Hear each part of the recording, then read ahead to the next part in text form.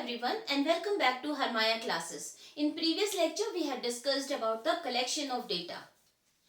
हमने collection of data के बारे में पढ़ा था because data is the foundation of the statistical analysis. Therefore it is very important to collect the data very carefully.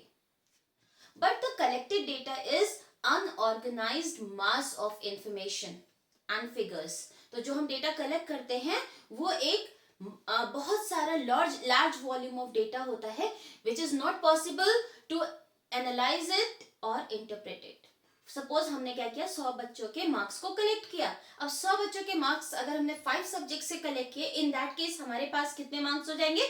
500 marks हो जाएंगे. और अगर हमने 500 फिगर्स को एट अ ग्लांस देखा तो हमें उससे कोई भी मीनिंग नहीं समझ में आएगी. तो इसीलिए it is very important to organize the data which has been collected by conducting the survey. जिस डेटा को हमने सर्वे के द्वारा कलेक्ट किया है उसको ऑर्गेनाइज करना बहुत इंपॉर्टेंट होता है. तो जब हम डेटा को ऑर्गेनाइज करते हैं तो उसको ऑर्गेनाइज करने के लिए डेटा को सबसे पहले हम क्लासिफाई करेंगे, फिर उसको टैबुलेट करेंगे, दैट मीन्स उसका सबसे पहले वर्गीकरण करेंगे, उसके बाद उसको हम टेबल फॉर्म में प्रेजेंट करेंगे. तो ऑर्गेनाइजेशन ऑफ डेटा क्या होता है? ऑर्गेनाइजेशन मतलब हम डेटा को सबसे पहले क्लासिफाई कर रहे हैं. तो क्लासिफाई मतलब वर्गीकृत कर रहे हैं. तो what is classification of data? Classification of data is grouping of data into related facts. That means जो डेटा हमने कलेक्ट किया है उनको हम रिलेटेड फैक्ट्स, एक जैसे डेटा को हम अलग अलग उसको ऑर्गेनाइज करें. फॉर एग्जाम्पल अगर हमें मार्कशीट तैयार करते हैं बच्चों की और 5 सब्जेक्ट्स बच्चे पढ़ रहे हैं, इन दैट केस क्या होगा? हमने बच्चों के मार्क्स सपोज कीजिए इंग्लिश लिटरेचर के मार्क्स हमने अलग रखे, स्टैटिस्टिक्स के मार्क्स अलग रखे, इकोनॉमिक्स के मार्क्स अलग रखे. That means according to their characteristic, किसी विशेष गुण के आधार पर हमने उस डेटा को कैरेक्टराइज किया, क्लासिफाई किया. जैसे सेंसस कलेक्ट होता है, सेंसस मतलब जनगणना, जो 10 साल बाद जनगणना होती है, उसमें बहुत सारी डेटा कलेक्ट होता है, चाहे वो पॉपुलेशन के एज से रिलेटेड हो, इनकम से रिलेटेड हो, उनकी पॉवर्टी से रिलेटेड हो. तो ऐसी स्थिति में क्या होगा? उस डेटा को अलग अलग कितने लिटरेट हैं, कितने इलिटरेट हैं, कितने मेल हैं, कितने फीमेल हैं, तो ये बहुत सारे एट्रीब्यूट्स होते हैं. इन एट्रीब्यूट्स के आधार पर हम डेटा को क्लासिफाई करते हैं. क्लासिफाई करने का ऑब्जेक्टिव क्या होता है? तो कुछ ऑब्जेक्टिव्स होते हैं. सबसे पहले कंडेंसेशन. इसका मतलब है जो हमारे बिखरे हुए आंकड़े हैं, जैसे अभी एग्जांपल दिया था 500 बच्चों के मार्क्स, तो 500 बच्चों के 100 बच्चों के मार्क्स मतलब 500 फिगर्स, तो बहुत बिखरे हुए आंकड़े हैं. तो इनको एक हम कंडेंस्ड फॉर्म में, एक कंडेंस करके एक छोटे फॉर्म में हम लोगों के सामने उसको प्रेजेंट कर सकते हैं, जिससे उसको समझना आसान होता है. सेकेंड है to explain similarity and dissimilarity. That means जो हमने डेटा कलेक्ट किया है उनके बीच में कुछ अगर हम सिमिलरिटी देखते हैं, कुछ एक जैसी कैरेक्टरिस्टिक्स हो, तो हम उनको अलग कर सकते हैं. और अगर उनमें जो कैरेक्टरिस्टिक्स एट्रीब्यूट एक जैसे नहीं है उनको हम अलग कर सकते हैं. तो जब तक हम क्लासिफाई नहीं करेंगे, वर्गीकृत नहीं करेंगे डेटा को, हमको ये चीज समझ में नहीं आएगी. Second is to facilitate comparison. Comparison मतलब तुलना करना. तो दो देशों के बीच में अगर हमें तुलना करनी है, हमें दो देशों की जीडीपी होगी तो हम तुलना कर सकते हैं. जैसे यूनाइटेड स्टेट्स ऑफ अमेरिका की जीडीपी कितनी है? 21 ट्रिलियन है. चाइना की जीडीपी 14 ट्रिलियन है. इंडिया की जीडीपी 2.94 ट्रिलियन यूएस डॉलर है. तो क्या हमने हमारे पास ये जो डेटा है हमने उसको कंडेंस कर लिया और हमें दिख रहा है कि हम देशों के बीच में कंपैरिजन कर सकते हैं. उसी तरीके से मान लीजिए भारत में हम लिटरेसी रेट की बात करते हैं, विभिन्न स्टेट्स की लिटरेसी रेट अलग अलग होती है. तो हमारे पास जब डेटा कंडेंस फॉर्म में होगा, सारे स्टेट्स का डेटा, इन सारे यूनियन टेरिटरीज का डेटा अगर हमारे पास होगा तो हम कंपैरिजन कर सकते हैं. Okay, Kerala is on the top, इसकी लिटरेसी रेट सबसे ज्यादा है. बाकी और स्टेट जैसे जैसे नीचे आते जा रहे हैं हमें पता चल रहा है कि इनकी लिटरेसी रेट कम है. और नीचे से भी हमें पता चलेगा लोएस्ट लिटरेसी रेट वाले कौन से स्टेट्स है. तो कंपैरिजन करना हमारे लिए, तुलना करना आसान हो जाता है जब हमारे पास हम डेटा को ऑर्गेनाइज कर देते हैं. To pinpoint most significant feature of the data at a glance. जब हम डेटा को ऑर्गेनाइज करेंगे तो हमको ये समझ में आएगा कि ओवरऑल डेटा का सबसे सिग्निफिकेंट या सबसे महत्वपूर्ण फीचर या विशेषता क्या है। तो जब हम डेटा को ऑर्गेनाइज किया, चाहे टेबल फॉर्म में ऑर्गेनाइज करने के बाद हमको ये दिख जाएगा कि हाँ, सबसे महत्वपूर्ण विशेषता इस आंकड़ों के समूह की ये है, जिसको हम आगे डिस्कस भी करेंगे। सपोज कीजिए अगर हम गवर्नमेंट बजट की बात करते हैं तो बजट में सरकार के पास पैसा कहाँ कहाँ से आता है। इनडायरेक्ट टैक्स जो गुड्स एंड सर्विसेज टैक्स है वहां से आता है, इनकम टैक्स से आता है, कॉर्पोरेट टैक्स से आता है, बहुत सारे। लेकिन हम देखते हैं गुड्स एंड सर्विस टैक्स वाला इसको एक पाई डायग्राम के रूप में पेश करते हैं। तो गुड्स एंड सर्विस टैक्स वाला जो सेक्शन होता है वो सबसे ज्यादा होता है। तो हमें देखकर ही समझ में आ जाता है कि सरकार को सबसे ज्यादा आमदनी कहां से हो रही है, जीएसटी से हो रही है। तो इस तरीके से एक ही बार में देख के एट अ ग्लांस, मतलब हम एक ही बार देखकर हमें समझ में आ जाता है कि उसका कुछ स्पेशल फीचर क्या है। Filter out unnecessary information. जब हम सर्वे कंडक्ट करते हैं, इन दैट केस हम बहुत सारे क्वेश्चंस को पूछते हैं, जनरल क्वेश्चंस को भी पूछते हैं which are not required for the sake of investigation. In that case हम उन जो एक्स्ट्रा डेटा को हमने कलेक्ट किया है उसको हम फिल्टर आउट कर देंगे, अलग कर देंगे। सपोज कीजिए हमारे पास डेटा आता है, हमने किसी की इनकम आप एक स्टेट की बात करें, एक स्टेट में लोगों की इनकम पर हमने स्टडी किया, लेकिन जब हम सर्वे करेंगे तो हम सीधे नहीं पूछते कि आपकी इनकम क्या है। हम जब सर्वे करेंगे उनका नाम पूछेंगे, जनरल और क्वेश्चंस पूछेंगे, फैमिली के बारे में पूछेंगे, कहाँ रहते हैं, कहाँ जॉब करते हैं। लेकिन हमारा फाइनल ऑब्जेक्टिव क्या है, उस एक फिगर को फाइंड आउट करना जो उसकी इनकम को स्पेसिफाई करती है। तो ऐसी स्थिति में जब हम डेटा को क्लासिफाई करेंगे तो नेम है, एज है, कहाँ वर्क करते हैं, कहाँ रहते हैं, ये सारी हम अननेसेसरी इंफॉर्मेशन को फिल्टर आउट कर देंगे कि हमारे पास क्या रह जाएगा, सिर्फ और सिर्फ वो इनकम जितना वो व्यक्ति अर्न कर रहा है। तो वो हम फिल्टर आउट कर देते हैं। जो यूजलेस इंफॉर्मेशन होती है, जो काम की इंफॉर्मेशन नहीं होती है, उसको हम फिल्टर आउट कर सकते हैं, हटा सकते हैं। Enables further statistical treatment. जब हम डेटा को ऑर्गेनाइज कर देंगे तभी हम उसको आगे प्रेजेंट भी कर पाएंगे, और प्रेजेंट करने के साथ साथ हम उस पर एनालिसिस कर पाएंगे। स्टैटिस्टिकल मेथड जैसे चाहे एवरेज निकालना हो या स्टैंडर्ड डिविएशन निकालना हो, कोरिलेशन निकालना हो, तो जब हम डेटा को ऑर्गेनाइज करेंगे तभी हम इन मेथड्स को यूज कर पाएंगे। जैसे एग्जाम्पल 100 स्टूडेंट्स के 5 सब्जेक्ट्स के मार्क्स का दिया था, तो 100 स्टूडेंट्स के 5 सब्जेक्ट्स के मार्क्स मींस 500 फिगर्स। 500 जो डेटा जो है वो 500 फिगर्स हमारे पास आएंगी। तो उन 500 फिगर के आधार पर हमें अगर एवरेज कैलकुलेट करना है, that will be very difficult. और अगर हमें सब्जेक्ट वाइज एवरेज कैलकुलेट करना है तो और डिफिकल्ट हो जाएगा। तो इन दैट केस अगर हम उसको क्लासिफाई करेंगे तब हम आगे उसका जो और स्टैटिस्टिकल मेथड्स होते हैं उसको अप्लाई करना इजी रहेगा। उसको ग्राफिकल फॉर्म में भी हम आराम से प्रेजेंट कर पाएंगे, चाहे वो चार्ट्स के रूप में प्रेजेंट करना, चाहे बाय डायग्राम, चाहे बार डायग्राम, चाहे पाई डायग्राम। इस सब के लिए बहुत जरूरी है कि डेटा को हम एक व्यवस्थित रूप से प्रेजेंट करें। That means we must organise the data in a logical order. अब ये तो हमारे ऑब्जेक्टिव्स थे कि हम डेटा को कैसे, क्यों क्लासिफाई करते हैं, क्यों आवश्यक होता है डेटा का वर्गीकरण। अब नेक्स्ट है कि how do we classify the data. हम डेटा को कैसे क्लासिफाई करते हैं, उसको कैसे वर्गीकृत करते हैं। सो क्लासिफिकेशन ऑफ डेटा हमारे अलग अलग तरीके से होता है। पहला होता है जियोग्राफिकल क्लासिफिकेशन, जिसको हम हिंदी में भौगोलिक क्लासिफिकेशन कहते हैं, या इसको स्पेशियल भी बोलते हैं, special classification.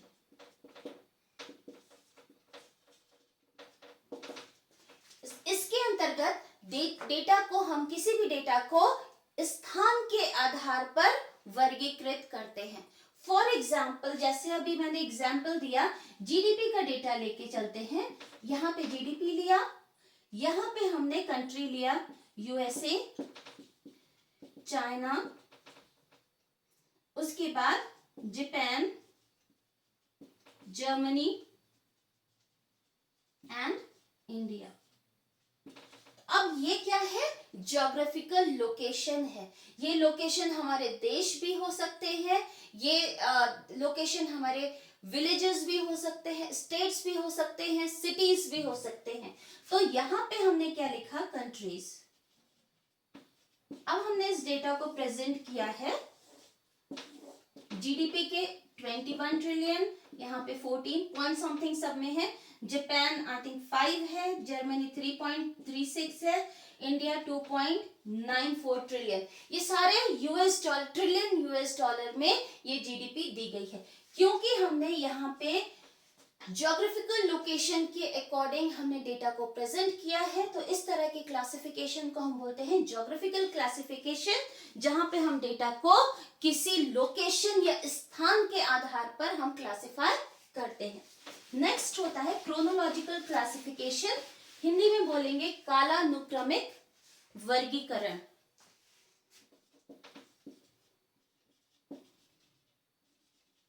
Chronological classification, chronological classification का मतलब है हम डेटा को समय के अनुसार क्लासिफाई कर रहे हैं। डेटा को जैसे वो समय की जो समय की यूनिट होती है वो हमारा वर्ष भी हो सकता है, that can be year, that can be weak, that can be a month, और दैट कैन बी आवर और मिनट।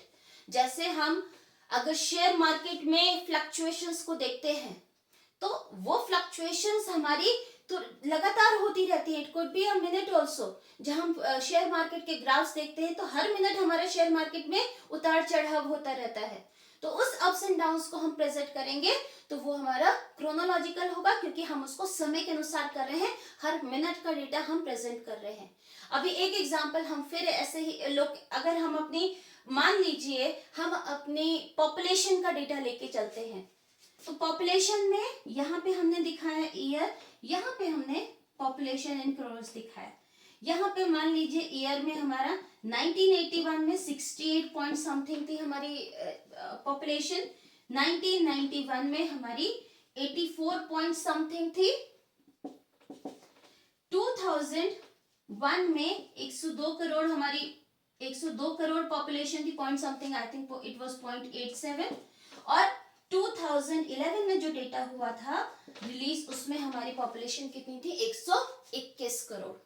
तो ये जो हमने डेटा को क्लासिफाई किया है वो किसके आधार पर किया है, टाइम के आधार पर, ईयर के आधार पर किया। ईयर क्या है, year is a unit of time, जो समय है उसकी एक इकाई है वर्ष।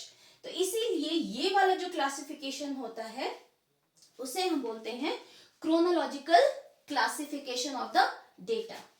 अब जब पॉपुलेशन होगी, जब जनगणना हुई होगी, तब तो हर एक व्यक्ति की नाम नोट किया गया होगा, हर एक व्यक्ति के साथ उसके बारे में और अधिक इंफॉर्मेशन भी ली गई होगी, वो लिटरेट है कि नहीं लिटरेट है, अर्निंग है तो कितनी है। लेकिन जब हमने क्लासिफाई किया तो सिर्फ और सिर्फ हमें ये काउंट करना है कितने लोग हैं, तो यहाँ पर हमने लोगों को ही काउंट किया और यहाँ पे कैलकुलेशन की कि कितने लोग हमारे देश में इस समय हैं। क्रोनोलॉजिकल के बाद आता है qualitative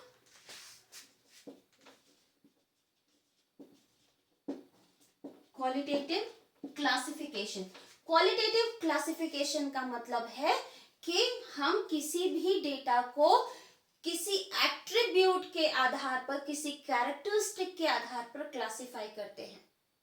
suppose we do have a data of the population of the country, but if you want to know how many male and how many females are there in the country, तो हमने उस किसी attribute के basis पे हमने divide किया population को। मान लीजिए हमारी टोटल पॉपुलेशन है और पॉपुलेशन में a part of the population is male and a part of the population is female। तो यहाँ पे क्या है, मेल और फीमेल, ये क्या है, ये एट्रीब्यूट्स हैं, these are the characteristics, these are the characteristics of the population on which we can classify the data। now ये मेल और ये फीमेल भी क्या हो सकते हैं, या तो लिटरेट हो सकते हैं या फिर इलिटरेट हो सकते हैं। उसी तरीके से female also can be literate और इलिटरेट। दैट मीन्स ये हमारा जो इलिटरेट है ये क्या है, ये हमारा एक एट्रीब्यूट है। लिटरेट होना, इलिटरेट होना, मेल होना, फीमेल होना, ये हमारे गुण है। तो जब हम गुणों के आधार पर डेटा को क्लासिफाई करते हैं तो उसे बोलते हैं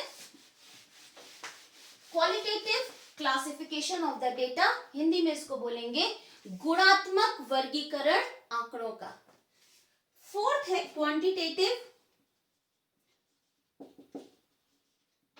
क्लासिफिकेशन ऑफ डेटा ना। क्वांटिटेटिव मीन्स हिंदी में बोलेंगे इसको मात्रात्मक वर्गीकरण। क्वांटिटेटिव वर्ड बना है क्वांटिटी से। तो व्हाट इज क्वांटिटेटिव? जब हम किसी क्वांटिटी के आधार पर हम डेटा को क्लासिफाई करते हैं उसे हम क्वांटिटेटिव क्लासिफिकेशन कहते हैं। सपोज कीजिए अगर हम इनकम ग्रुप की बात करते हैं 10,000 to 20,000, 20,000 to 30,000, 30,000 to 40,000, इसमें 10 है, इसमें 15 है, इसमें 2 है। इन दैट केस ये हमने किस आधार पर किया है, हमारी ये है income, that means I. This is number of workers. तो अगर मान लीजिए एक ऑफिस में इतने लोग काम कर रहे हैं और इसमें हमने इनकम के आधार पर डेटा को क्लासिफाई किया है।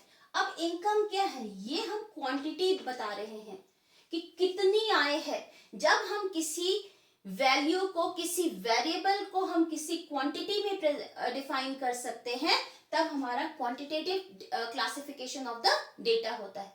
इसी तरीके से जैसे बच्चों के मार्क्स आते हैं, मार्क्स को भी हम नंबर्स दे सकते हैं 10, 20, 30। दैट मीन्स क्वांटिटेटिव मतलब हम न्यूमेरिकल फॉर्म में वेरिएबल को प्रेजेंट कर सकते हैं। 10,000, 20,000 ये क्या है, नंबर है, नंबर में हमने प्रेजेंट किया। अगर हम मार्क्स देख रहे हैं 10 से 20, 20 से 30, तो दीज आर नंबर्स। अगर हम किसी का वेट देख रहे हैं, वेट है 10 to 15 kg बच्चों का, या 40 kg या 40 to 80 kg, तो ये क्या है, नंबर्स में हम वेट को स्पेसिफाई कर सकते हैं। तो ऐसी स्थिति में कोई भी वैल्यू हो, कोई भी वेरिएबल हो, अगर हम उसकी क्वांटिटी को न्यूमेरिकल फॉर्म में या नंबर में उसको हम प्रेजेंट कर सकते हैं तो फिर हम उसको क्वांटिटेटिव क्लासिफिकेशन ऑफ डेटा कहेंगे। अब यहाँ पे हमने ये जो डिस्ट्रीब्यूशन देखा है, इस डिस्ट्रीब्यूशन में देखिए क्या दो चीजें हमारी क्लियर है। सबसे पहले तो यहाँ पे वेरिएबल है, ये जो हमारा क्या है, ये फ्रीक्वेंसी डिस्ट्रीब्यूशन है। इस तरह का डिस्ट्रीब्यूशन को हम बोलते हैं फ्रीक्वेंसी डिस्ट्रीब्यूशन। अब फ्रीक्वेंसी डिस्ट्रीब्यूशन में हमने यहाँ पे दो चीजें देखी हैं। पहला है वेरिएबल, जिसको हिंदी में चर कहते हैं। अब वेरिएबल क्या होता है, और दूसरा मैं लिख देती हूं बाद में इसको भूल ना जाऊं, दूसरा है फ्रीक्वेंसी। तो सबसे पहले हम देखते हैं वेरिएबल क्या होता है। Variable means anything which varies. Very मतलब होता है परिवर्तित होना या चेंज होना। तो वेरिएबल आर दोज एट्रीब्यूट्स और values which vary in amount और मैग्नीट्यूड। तो वेरिएबल क्या होते हैं, वो वैल्यूज होती हैं जो परिवर्तित होती रहती हैं। जैसे यहाँ पे इनकम की बात करते हैं, इनकम 10,000 भी है, इनकम 20,000 भी है, इनकम 30,000 भी है। दैट मीन्स इनकम की वैल्यू क्या है, चेंज होती जा रही है। या किसी के एज ग्रुप की बात करें, एज क्या होता है, चेंज होता जाता है। तो जो भी चीज परिवर्तित होती है या वेरी करती है उसे हम वेरिएबल कहते हैं। तो what is variable? Variable refers to any attribute or amount which varies in quantity or which varies in magnitude, जिसका amount या magnitude आकार जो है परिवर्तित होता रहता है, उसे हम वेरिएबल कहते हैं। अब वेरिएबल दो प्रकार के होते हैं। First is discrete variable and the second is continuous variable. And what is discrete variable? Discrete variable is any variable which is presented in the integral form. In a specific integral form, that means it cannot take the form of fraction. इसको हम अगर समझते हैं simple भाषा में, तो discrete variable ऐसा कोई भी वेरिएबल होता है जो एक निश्चित वैल्यू होती है, वो निश्चित वैल्यू चेंज नहीं होती है, वो निश्चित वैल्यू उतनी ही रहती है और वो कोई भी फ्रैक्शन फॉर्म में प्रेजेंट नहीं की जा सकती है. एक एग्जाम्पल डिस्कस करते हैं डिस्क्रीट वेरिएबल का. सपोज कीजिए हमने यहाँ पे मार्क्स लिए हैं और यहाँ पे नंबर ऑफ स्टूडेंट्स लिया है. अगर मार्क्स किसी बच्चे के आए हैं 10 आउट ऑफ 100, किसी बच्चे के 90 आए हैं, किसी के 60 आए हैं, किसी के 70 आए हैं. अब ये मार्क्स क्या है? ये जो वैल्यूज हैं ये स्पेसिफिक वैल्यूज हैं. These are the fix values. These values can not change. These are presented in the integer form. अब इसमें क्या है? 10 है, तो 10 मतलब 10 है, ना तो 10.1 हुआ ना 9.9 हुआ. ना ये वैल्यू 10 से कम होगी ना वैल्यू 10 से ज्यादा होगी. ये एग्जैक्ट 10 ही रहेगी. अब अगर हम 60 की बात करते हैं तो 60 भी 60 ही रहेगा, इसमें कोई परिवर्तन नहीं हो सकता. तो डिस्क्रीट वेरिएबल क्या होता है? Which has a fixed value which can not be presented in the fraction form and it is presented as a integral value. just specific integral value which does not take the form of fraction. Fixed value होती है, निश्चित value होती है जो fraction का form नहीं ले सकती है. दूसरा वेरिएबल होता है कॉन्टिन्यूअस वेरिएबल. कॉन्टिन्यूअस वेरिएबल का मतलब है वो वेरिएबल जो इंटीजर भी हो सकता है, इसके अलावा वो कोई भी वैल्यू ले सकता है, वो फ्रैक्शन फॉर्म में भी हो सकता है. मान लीजिए √2 है, तो this is a continuous value. 1. इसकी वैल्यू क्या आएगी? 1.41, जो फ्रैक्शन फॉर्म में हम दिखा सकते हैं. या हम सेकेंड वैल्यू लेके चलते हैं,